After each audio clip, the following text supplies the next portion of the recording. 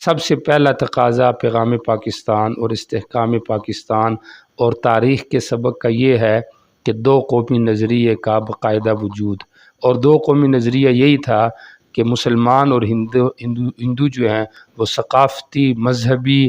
عبادتی ہر پہلو سے جو ہے وہ الگ حیثیت رکھتے ہیں، لہٰذا مسلمان اور ہندو کبھی بھی آپس کے اندر اکٹھے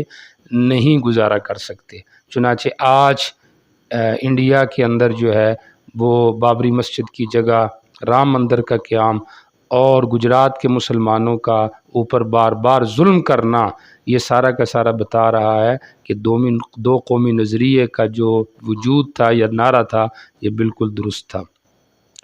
اور دوسرے نمبر پہ جو چیز ہمیں تاریخ سے سبق کے طور پہ حاصل ہوتی ہے اور استحکام پاکستان اور آزادی کا مدعا بھی ہے، وہ یہ ہے کہ انگریز کی غلامی سے نجات۔ چنانچہ جتنی بھی تاریخ ہے وہ سب کی سب اس بات پہ گواہی دیتی ہے کہ مسلمانوں نے آزادی کا نعرہ دراصل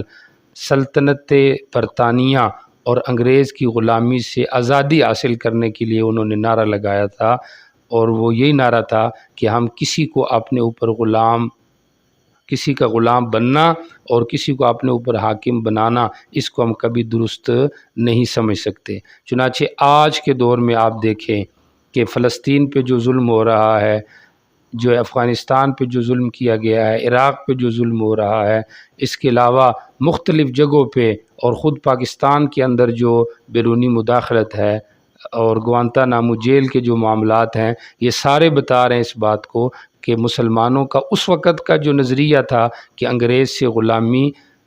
کی غلامی سے نجات ضروری ہے، وہ نظریہ بالکل درست ہے، اور آج بھی اسی نظریے کی پابندی جو ہے وہ دوبارہ ایک تقاضا ہے کہ اسی نعرے کا دوبارہ اعادہ کیا جائے۔ اور تیسری چیز جو تاریخ سے ثابت ہوتی ہے وہ ہے معیشت کا استحکام۔ یہ پیغام پاکستان بھی ہے اور تاریخ کا سبق بھی ہے، کیونکہ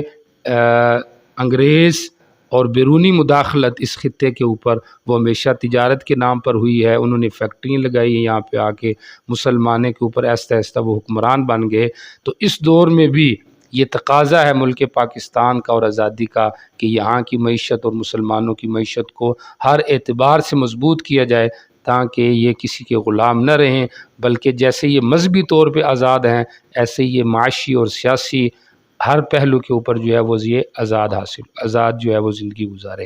مگر افسوس یہ ہے کہ ہمارے جو حکمران ہیں، اہل اقتدار طبقہ جو ہے، جو اشرافیہ ہم پر مسلط ہے، وہ یہ نہیں چاہتا کہ مسلمان ہر طریقے سے آزادانہ زندگی گزار سکے۔ وہ اپنے پیٹ کی خاطر، اپنے فائدے کی خاطر، اپنی لالچ کی خاطر ملک کو آپس کی جنگ بندی کے اندر، ملک کو معاشی کمزوری کے اندر، اور ملک کو جو ہے آئی ایم ایف کا مقروض بنا کر اس ذلت تک لے آئے ہیں کہ مسلمان اپنا گزارا کرنا یہ بھی ان کے اوپر جو ہے وہ تنگ سے تنگ ہوا جا رہا ہے۔ بہرحال اگست کا مہینہ ہے، خوشی کا موقع ہے، تو آج ہم نے عزم کرنا اس بات کا کہ ہم اسلام کے لیے، بقائے پاکستان کے لیے ہر قسم کی جانی، مالی اور وقتی قربانی دینے کے لیے ویسے ہی تیار ہوں گے جیسے کہ ہمارے آباء و اجداد تیار رہے، اور ہم تاریخ کے ان اسباق کو اور آزادی کے ان تقاضوں کو مد نظر رکھتے ہوئے انشاءاللہ اسلام کی مضبوطی کے لیے اور پاکستان کی بقا کے لیے اپنی جنگ و جدل کو اور اپنی محنت کو ہے وہ باقی رکھیں گے۔ اسلام زندہ باد، پاکستان پائندہ باد۔